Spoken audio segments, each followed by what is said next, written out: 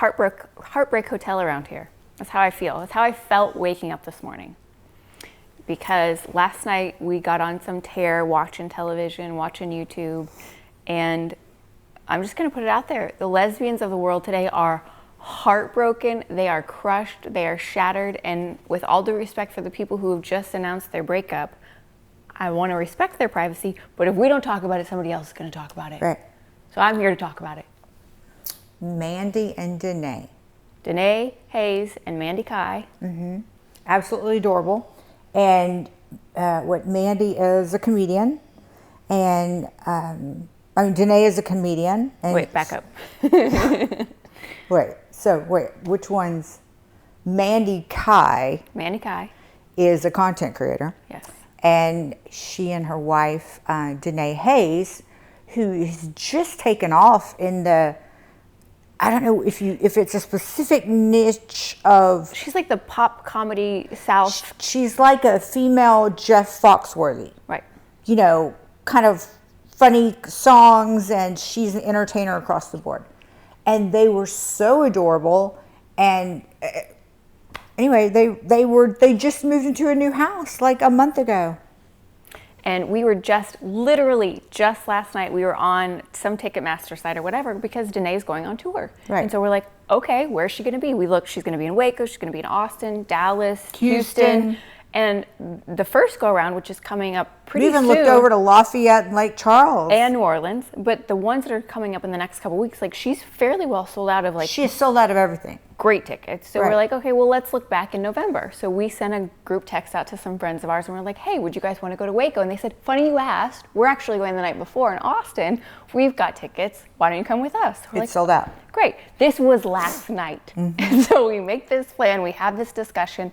So we're sitting there, we're watching, and I think you had gone back to Mandie and Danae's like wedding videos, and it's that light-hearted comedy fun. And I think the thing that's so, I don't know, it was like finding, for me personally, representation, right? Like when you go on Instagram or you go on Facebook or you go wherever on social media, you're going on to be inspired for something, whether you're going on to be inspired by music choices or how you want to decorate your guest bathroom or what you want your salad to look like for lunch.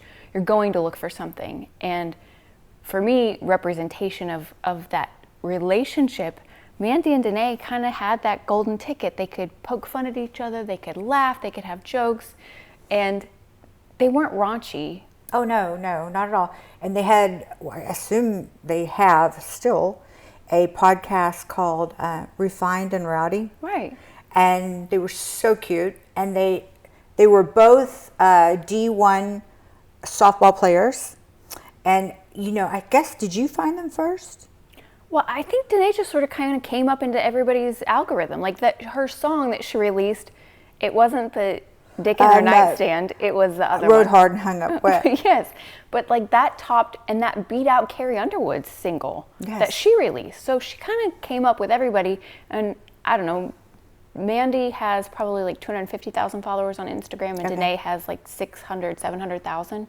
But they're at that pinnacle moment where people are starting to pay attention. It's like that Matt Rife phenomenon, like, oh, hang on, here's somebody that's really funny, they're articulate, they're identifiable, they're relatable. Right. And so to wake up this morning, I had to go to the post office, I went to go get coffee, and I had opened my phone on Instagram, and I'm just gonna use your phone to find the message real fast to read it out loud for those of the people who don't know. And I think the reason that I felt so connected to them, it wasn't to them, it was to Danae. She pitched at Alabama. So I would just crack up.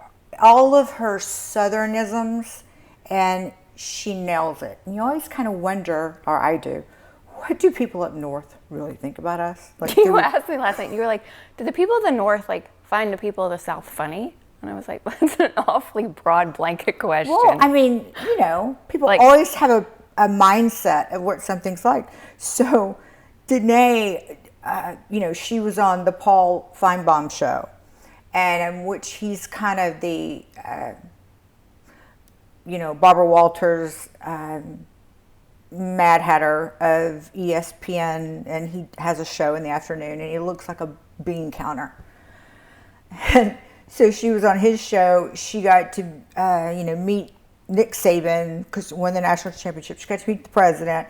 And it was just like winning a national championship in anything in the SEC is like winning a Super Bowl.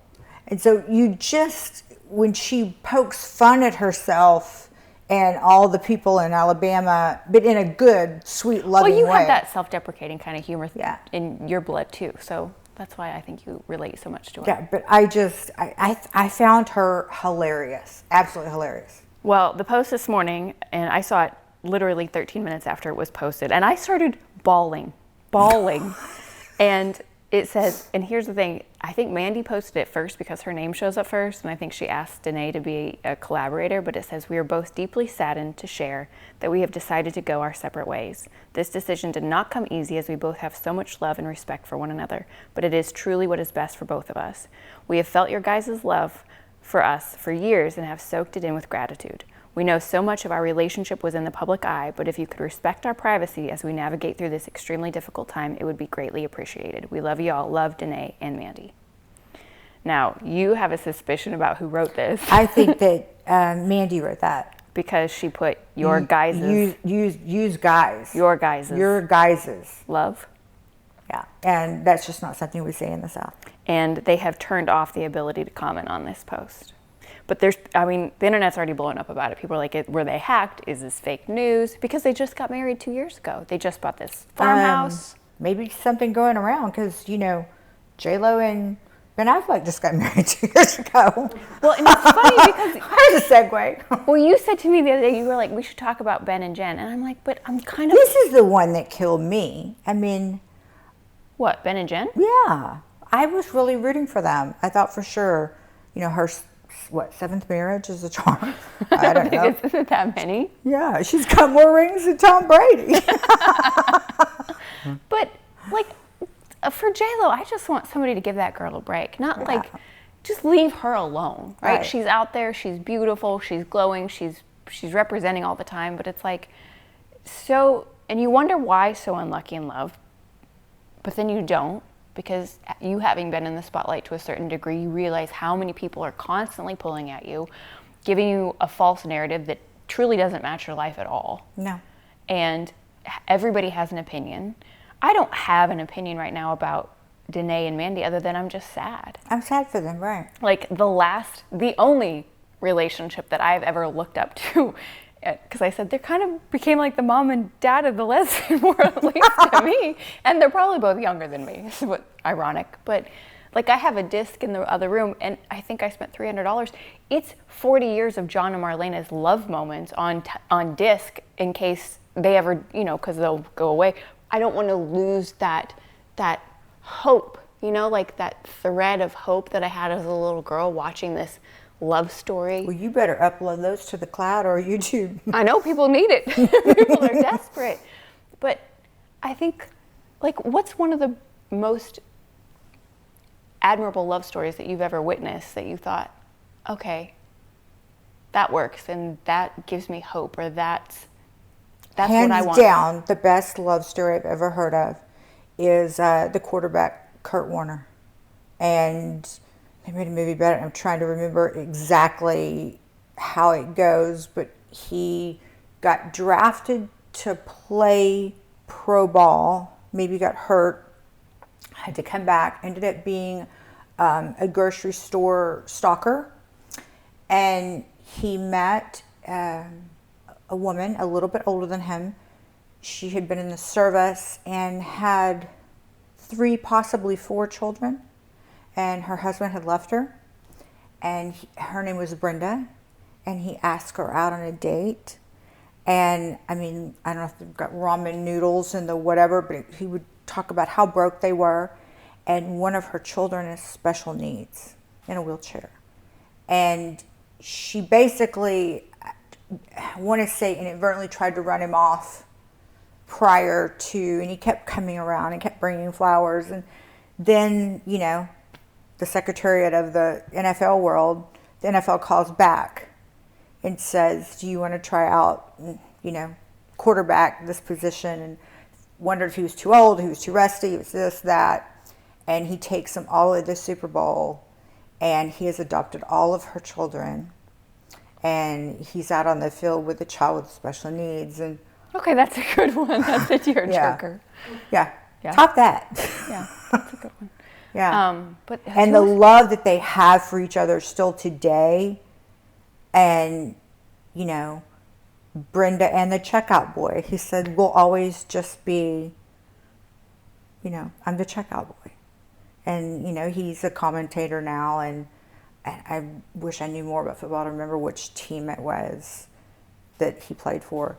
But, yeah, Kurt Warner, just in what, and they go around and give their testimonial, just, I don't know them, but just seem like wonderful human beings. And I just don't think there's enough of that kind of message being spread, at least from people that the majority of people look up to, right? Like, you can't even say that Taylor Swift and Travis Kelce are doing a good job of inspiring people to be like that, because everybody's picking them apart as human beings. Look, they can't catch a break. They are catching a break. Let me rephrase that.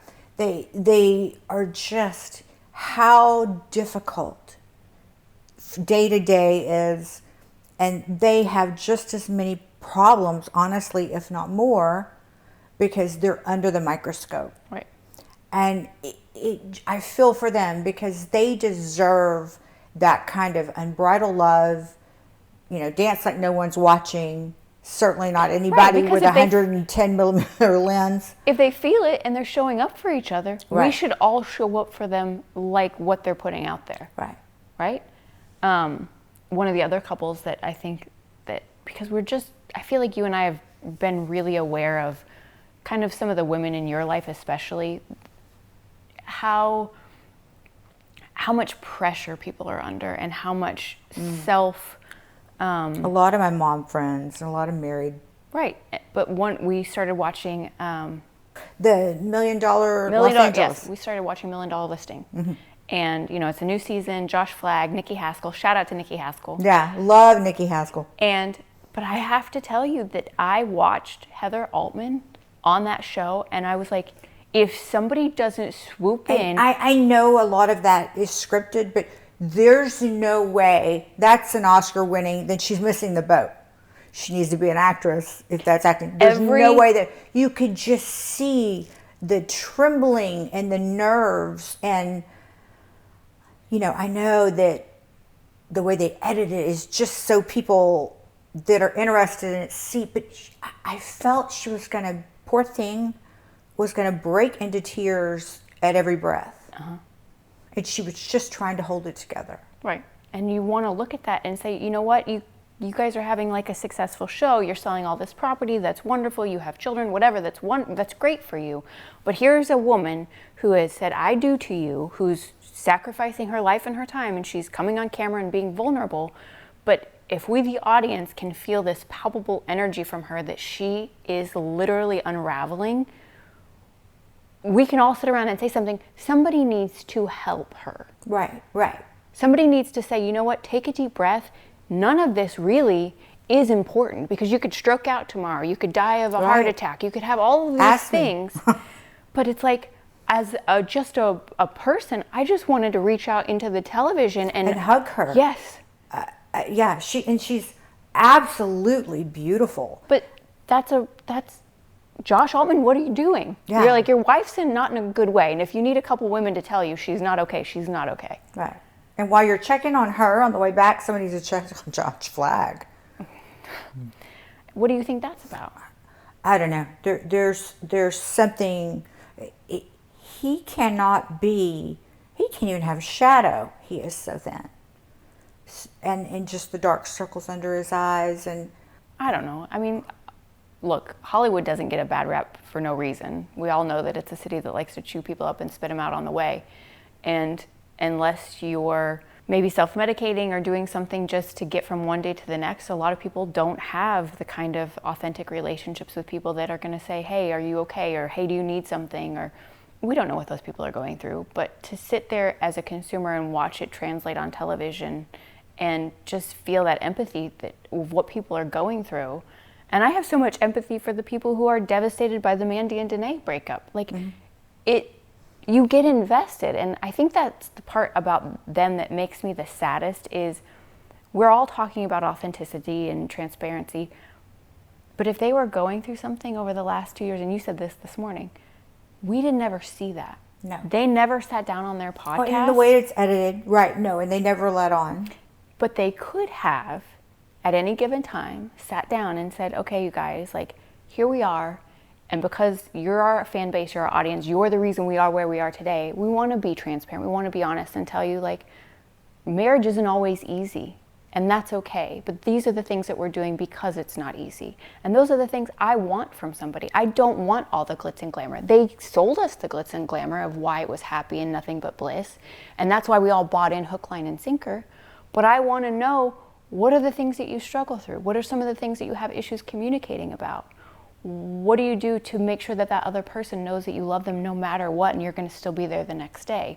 And because we didn't get that side, it makes sense now, but I think that's why it's so devastating, is because you never saw it coming.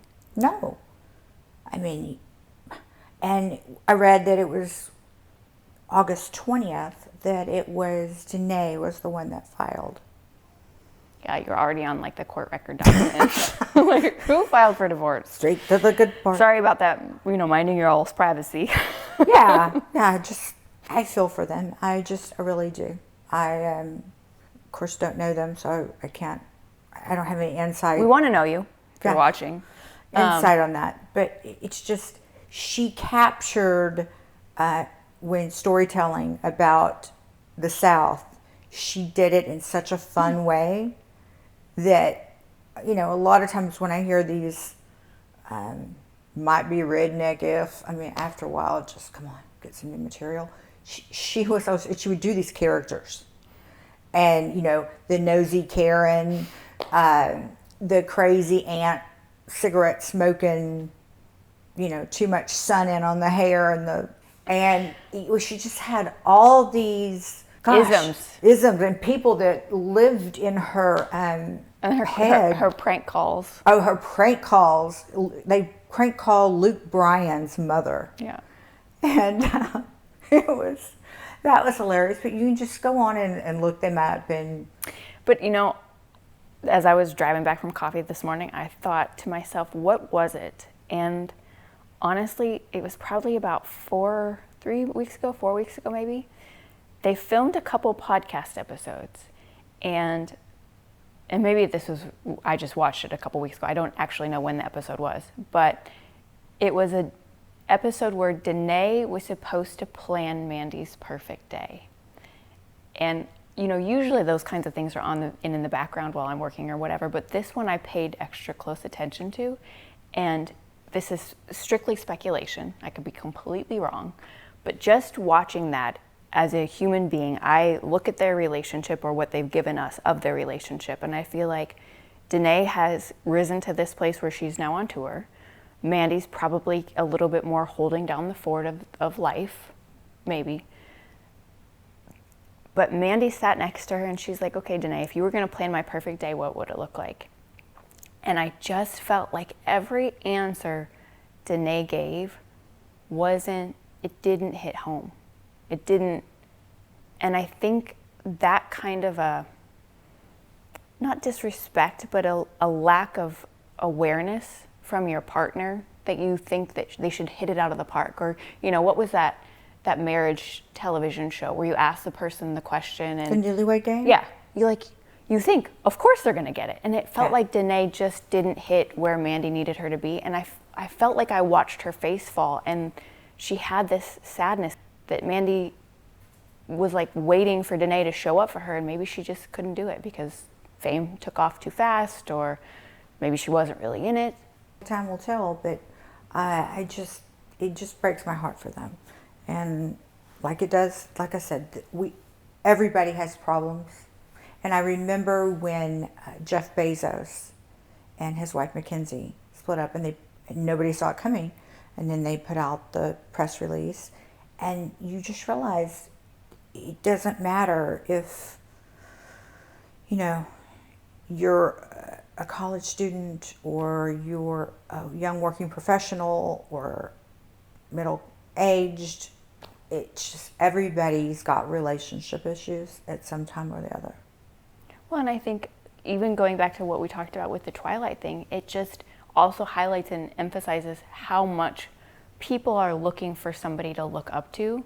And with the Twilight thing, this was a 12-year, not Twilight specifically, but the Vampire Diaries. This was a almost 12-year running show where people have become so hyper invested in these characters' relationships that they're traveling to the same place in Georgia just to get an essence of what that feels like. And are we all so disillusioned by our own relationships and love in general that we always have to continue to look outside and find other characters who are living something that we can only hope to have because we're not acquiring it in our real lives? Yes. I mean, I can't tell you how many times you look at Facebook and you'll read and you'll be like, God, they love each other so much. And it's in this like admiration of something that you can't even conceptualize, you know? One of the things that I felt for Jlo was she wanted love so bad. She was with the baseball player, Alex Rodriguez. You know, it had come out time after time that he wasn't faithful. And, you know, I'm sure the isolation that you feel at that level of fame is crippling. Right. Honestly. Like who's friends with me because they want to be friends with me or who's friends Right. with Well, me for that never benefit. leaves your mind. Right. But just, again, not even who's friends with me, who can I trust? That, you know, everybody's got a camera phone. Everybody's, and people are just out to sink everybody. Right. And I don't understand it. But you wanted it so bad for, you know, Alex Rodriguez to come to senses. But I thought, you know, she'll find somebody. She just needs to find a regular guy. You know, the longest relationship she had was with that dancer that... Oh, was it? Yeah. How long was she with Mark? Anthony. I'm not sure. I mean, pretty good run, but long enough to have twins. But here it was that... so she ends up with Ben Affleck. They get married in Georgia. They do the drive-through wedding chapel in Vegas. And it's like 20 years later, love's found its way around again. And I just remember she was glowing and just floating. And she had saved a dress from something she had left over from a movie. And that's what she wore in Vegas. And it was like, you know, she made it all through it, you know, and made it happen. And she was like, it was no entourage. It was just us. They stood in line like everybody else. And you go, okay, you're really rooting for them.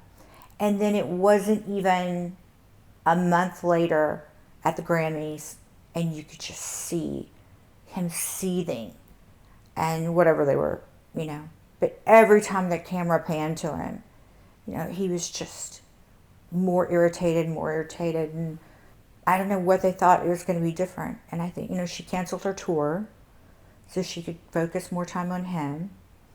And it's just like... Well, you know, the other day we overheard Nikki say to Josh Flagg, and I will never forget this quote for the rest of my life. Nikki Haskell says, you know, darling, it's really hard to reheat the souffle. And the more I think about it, it's true. It's not, you can't stretch out a rubber band and then expect it to spring back together. You can't spend day after day after day neglecting the one person that you think is going to be there for you, that you're going to be there for them, to show up in thick and thin, sickness and health, all of that. And just, it does take work, and it does take commitment, and it does take priority. And, you know, I had a conversation with a family member who, 20 years ago, I remember her saying to me that her husband was her number one priority. He still is, but she's no longer his. And that breaks my heart for her. Because, you know, you want people to feel like they are champions at love when they've done so much to dedicate themselves to it. But you have to find that other person that's willing to work just as hard, just as much, just as enthusiastic about you every single day. And so whatever Mandie and Danae are going through, I do hope you'll work it all out. But if you can't, we respect it. But I'm sad. We're sad. It's a sad day. Yeah. What does love come to? I don't know. Let's rewrite the book. All right. Well, with that being said, say goodnight, Lucy. Good night, Lucy.